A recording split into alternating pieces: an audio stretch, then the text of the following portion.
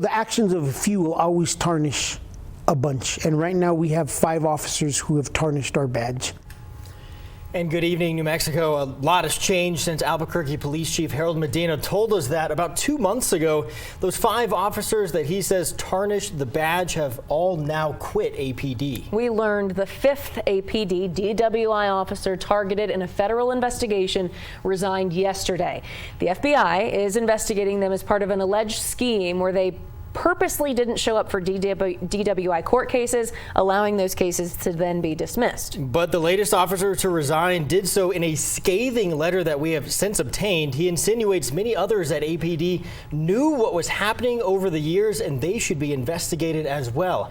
That 5th officer to leave, Joshua Montano, resigned after serving for almost 2 decades. This is a picture from his GoFundMe account from a couple years ago when he was hit by a drunk driver and badly injured. And this here is a letter that he wrote to Eric Garcia, APD's police reform superintendent. It's in response to a request for more information. It is dated March 20th, so yesterday. Among the allegations he makes against APD is this one. He states that Chief Medina has made it seem like there are just a few bad officers acting on their own.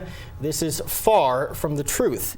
Montano, throughout the letter, also claims that he is a scapegoat and he wasn't able to tell his side of the story. At one point, he states, quote, "I thought there would be a time where I could talk about all the other people who should be on administrative leave as well, but aren't," unquote. So he not only implies there are many more people involved, he also said it happened with the knowledge of supervisors.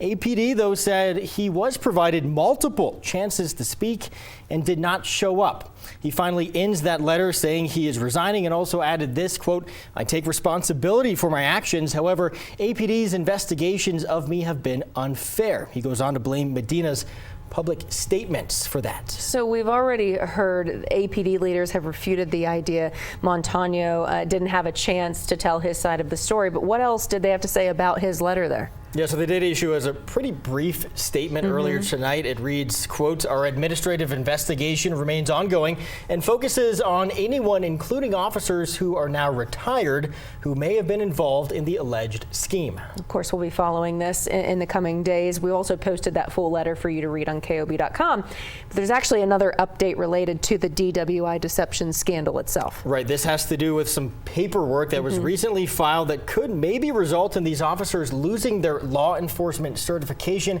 at least here in New Mexico.